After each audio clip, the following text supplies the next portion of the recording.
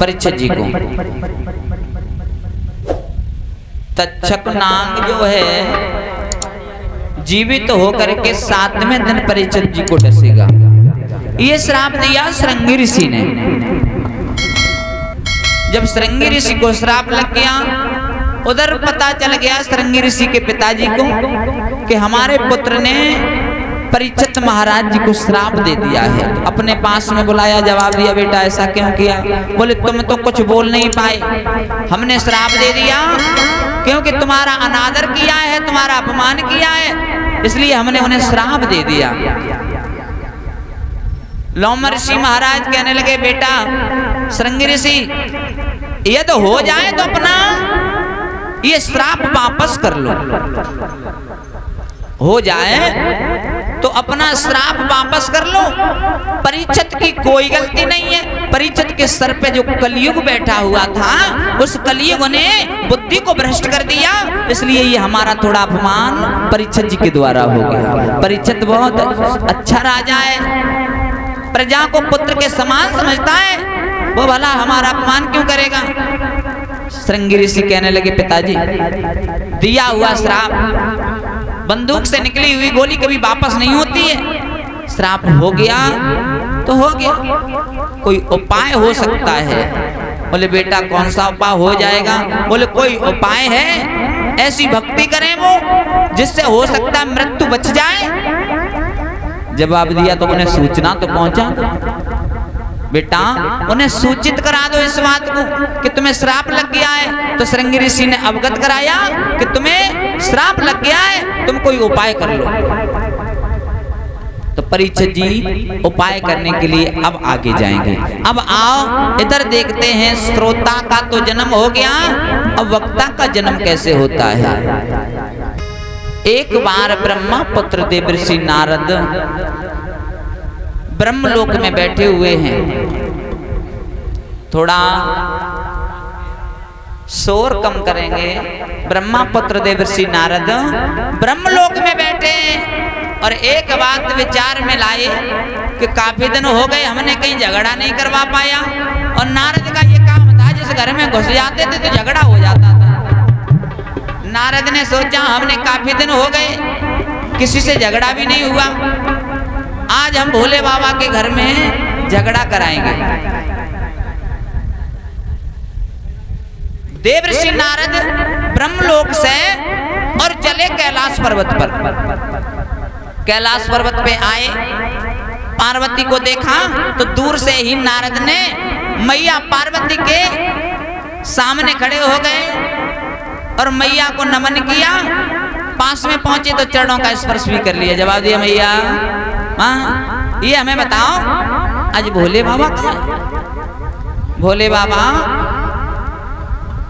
हो सकता पर्वत पे हो, कहाँ है? जवाब दिया है, सुनिए लाला नारद, भोले बाबा कहीं भंगिया गौंट रहे होंगे, कहीं पड़े होंगे।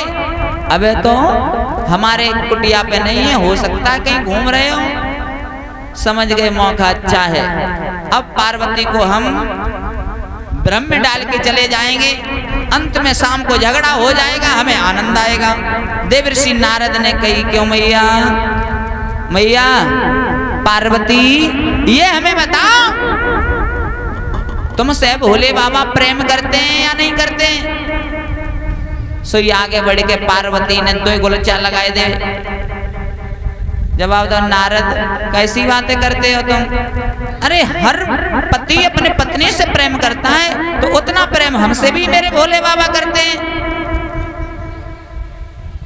नारद कहने लगे, मैया हमने तो देखा तुमसे प्रेम नहीं करते हैं, तुमसे कपट करते हैं, कपट।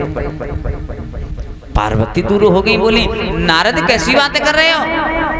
भोले बाबा ने आज दिन तक हमसे कपट किया ही नहीं हो, तुम कह रहे हो कपट कर रहे हैं। बोले हाँ मैया कपट करते हैं। बोले कैसा कपट? परीक्षित जी महाराज कहाँ हैं? आओ बैठो, कहाँ भाग रहे हो? और जो रोड पे खड़े हुए हैं भाइयों, विनती हमारी है आप लोग आ जाओ, आप लोग सम्मान्य हो, इधर आ जाओ। सभी लोग बैठो पंडाल के अंदर। उठा बैठी कम डालो, अबे समय नहीं हुआ है, समय अभी कुछ नहीं हुआ है, समय तक तो बैठा करो। इतनी जल्दी करोगे तो क्या कोई मतलब नहीं निकलता है, क्योंकि समय धीरे धीरे 9 तो बज ही जाते, तब कथा शुरू होती है। अब 10:30 नहीं बजे पाए, अब 1.5 घंटा वो कथा। अब बोलेंगे सभी लोग।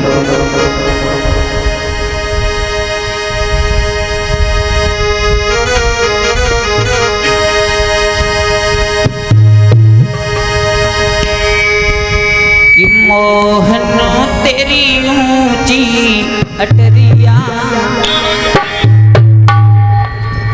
श्याम ओ कन्हैया रसिया तेरी ऊंची अटरिया, वो मिलना कैसे होए, मिलना कैसे होए।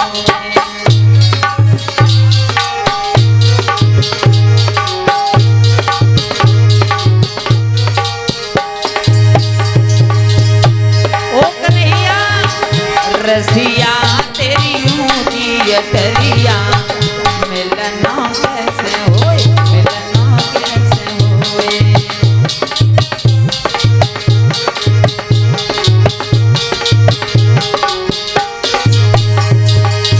एक बार कह दिया करें तो माताओं याद रखा करो, ताली बजा लिया करो। देखो ताली बजाने में तुम्हारा कुछ नहीं जाएगा, हमारा मनोबल बढ़ जाएगा। आप लोग अच्छे लगते हो भैया, आप भी बजा लिया करो धीरे धीरे ताली। भगवान का संकीर्तन करते हो, भगवान के पवित्र दरबार में बैठे हो तो ऊंचे ऊंचे हाथ करके बजाएंगे सभी लोग बड़े प्रेम से। रसिया तेरी ऊंची अटरिया, वो मिलना कैसे होए, मिलना कैसे होए। तेरी ऊंची अटरिया,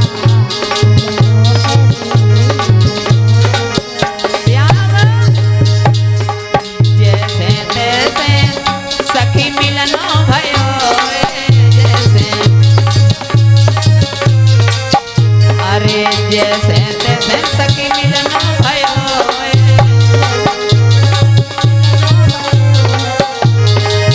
तोले तोले आई गई सास डोकरिया, वो मिलना कैसे होए, मिलना कैसे होए।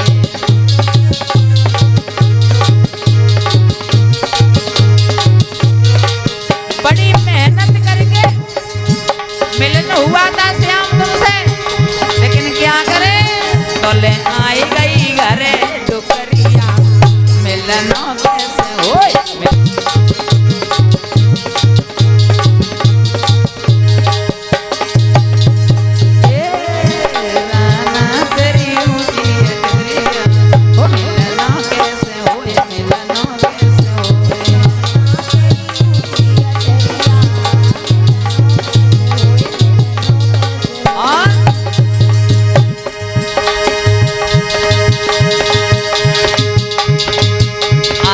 पैर दबाए मैंने सासुर पटाई गई,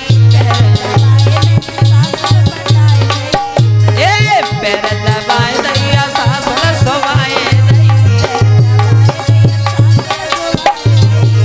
तोले तोले आई गई पैर ननदिया, वो मिलना कैसे होए, मिलना कैसे होए।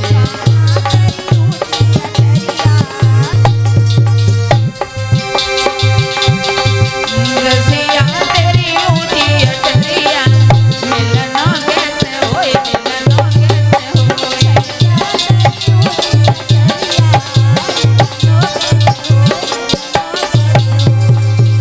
सास को सुबाए नहीं पाओ तब तक नंदा और आएगी, हम आई करेंगे। तो ले आई गई घरे ननदिया, वो मिलना कैसे होए, मिलना कैसे होए।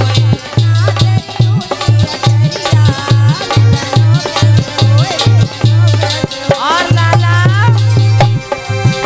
अरे रुपया दे मैंने ननदी पटाई गई,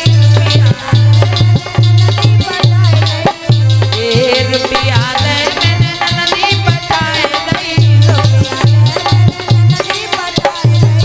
तोले हुए गई पैर में उजरिया, मिलना कैसे होए, मिलना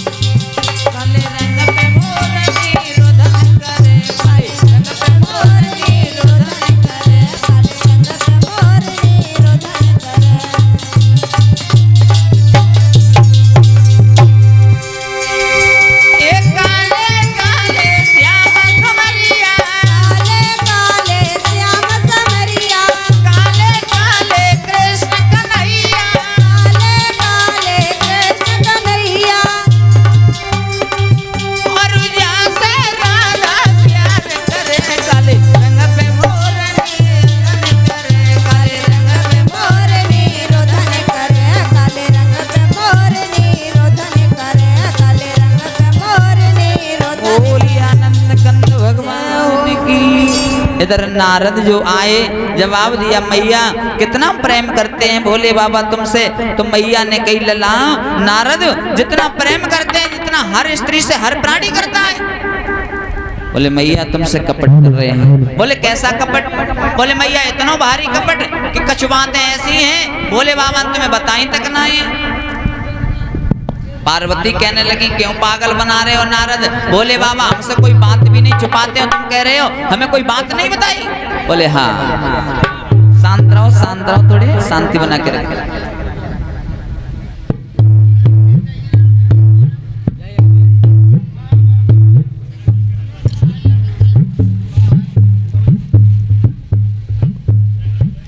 श्री सुखदेव जी कहते राजन परीक्षित जी, जवाब दिया कपट ऐसा करते भोले बाबा। बोले कैसा करते हैं? बोले मैया ये बताओ भोले बाबा की गर्दन में जो माला पड़ी हुई है मुंडों की माला, कभी बताया ये काय की माला है और क्यों डाल रखी है? जो मुंड पड़े हुए हैं भोले बाबा की गर्दन में ये क्यों डाल रखे भोले बाबा ने? पार्वती कहने लगी नारद ये तो तुमने सही कहा, आज दिन तक हमें कभी नहीं बताया क्यों डाले हैं और किन के सर हैं। बोले देख लिया भोले बाबा तुमसे कपट करते या नहीं करते हैं? बोले हाँ करते हैं। ऐसा करो तुम जाओ नारद तुम जाओ, शाम को आ जाने दो भोले बाबा को। यदि मैंने भोले बाबा की क्लास न लगाई तो मेरा भी नाम पार्वती नहीं है। पार्वती रूठी और चार भाई पे सो जाएंगे। भोले बाबा आए, बोले पार्वती ओ पार्वती, पार्वती सुनी न रही। बोले पार्वती अरे क्या हुआ? जब तक बताओगी नहीं तब तक हम कैसे जानेंगे? ये 40 रुपया अमित साउंड सिस्टम मनोहरपुर से इनकी तरफ से, 20 रुपया कली राम स्टूडियो भगवंतपुर इनकी तरफ से। अच्छा भगवंतापुर से 20 रुपया सपना एंड अमित वर्मा उदयपुर से। भजन है बैठ के गम की तन्हाइयों में बिल्कुल सुनाएंगे, लेकिन हम भजन कहाँ तक कहें। 11 रुपया अनुज खरदाहा से, 20 रुपया शिवम राठौर उदयपुर से, 20 रुपया प्रमोद वर्मा उदयपुर से, और इसी के बीच में 20 रुपया परमेश्वरी लाल उदयपुर से, 20 रुपया बिहारी लाइनमैन जी की तरफ से, और 10 रुपया अमित वर्मा इसी गांव उदयपुर से, 10 रुपया सपना वर्मा उदयपुर से, 11 रुपया सुरेंद्र जादवपुर से, और 10 रुपया SR वर्मा जी की तरफ से। ये उदयपुर के रहने वाले हैं, सुख शांति समाज में सम्मान। एस के वर्मा बोली, एस के वर्मा उदयपुर से। आओ बोल देते हैं क्या करें।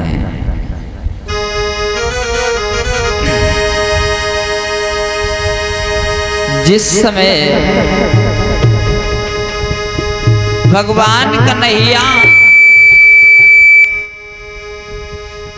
उस वृंदावन को छोड़ करके मथुरा नगरिया के लिए चले तो राधा ने कलाई पकड़ ली। जवाब दिया श्याम तुम जा रहे हो और तुम्हारे जाने के बाद हम कैसे रहेंगे?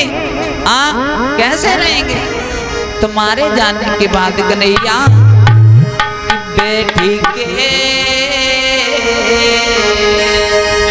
मेरे श्याम अरे बैठी के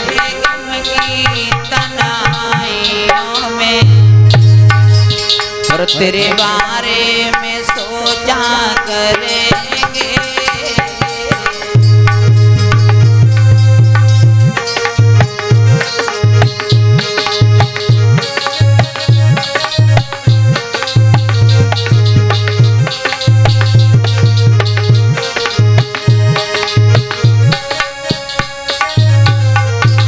कन्हैया तुम चले जाओगे तो तुम्हारे बगैर कैसे इस वृंदावन में रहेंगे?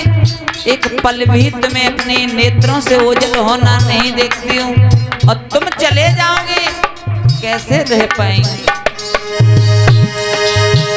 बैठ के गम की तन्हाइयों में तेरे बारे में सोचा करेंगे श्यामा, सामने रख के तस्वीर तेरी, सामने रख के तस्वीर तेरी, उसे जीवन के देखा करेंगे।